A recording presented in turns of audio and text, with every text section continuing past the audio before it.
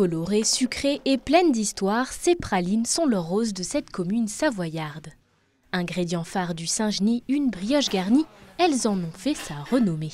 C'est une brioche moelleuse, gourmande, et puis les pralines fondent à l'intérieur. Donc la brioche s'imbibe de sucre, et puis voilà, c'est un délice. Si Étienne Bavu réalise des Saint-Genis depuis quelques années, la recette, elle, est vieille de près de 400 ans. C'est la même recette depuis 1630, elle n'a pas été modifiée. Farine, beurre, œufs, lait, sucre, levure, fleurs d'oranger et bien évidemment praline maison composent cette recette ancestrale. Mais ce ne sont pas uniquement les ingrédients qui en font la valeur, car derrière, il y a tout un savoir-faire. C'est une brioche au levain avec une double fermentation.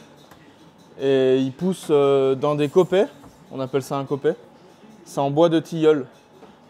Et il y en a qui diront que ça donne un peu de goût, d'autres qui diront que non. Ces mêmes coppets sont ceux que son grand-père Alain Bavu a lui-même utilisés auparavant. Car la pâtisserie La Bully, c'est également une histoire de famille. Là, on voit mon grand-père, il y a environ 30 ans. Cette bassine-là, je moule les gâteaux encore dedans, comme mon grand-père il y a 30 ans. Les coppets en tilleul sont les mêmes. Et voilà, on fait toujours pareil. Il n'y a que les personnes qui changent, mais ça reste toujours la même chose. À l'origine de cette pâtisserie, une abrésienne, Françoise Guillot, qui épouse un hôtelier de Saint-Genis nommé Pierre La Bully. Elle a amené cette recette de brioche au bon goût de fleurs d'oranger. Mais de base, il n'y avait pas de praline à l'intérieur. Il n'y avait qu'une praline sur le dessus. Et à la demande des clients de l'hôtel, ensuite, il y a eu des pralines à l'intérieur. C'est de là qu'est né le Saint-Genis. Après plus de 3 siècles sous l'égide de cette famille, Paul La Bully passe le flambeau à son dernier apprenti, Alain Bavu, qui rachète la pâtisserie en 1979. C'est la plus vieille que j'ai.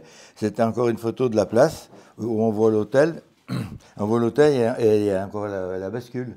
C'est mon bébé, ça. J'ai travaillé depuis 79 ici, alors ça fait quand même longtemps. Même que je ne travaille plus, je passe tous les jours. Je les embête peut-être, mais je passe tous les jours. À l'instar de leur créateur, la tradition semble se perpétuer chez les Bavu. Depuis 2006, son fils Jean-Philippe a pris les commandes de l'entreprise et dans plusieurs années viendra le tour des petits-fils, Étienne et son frère.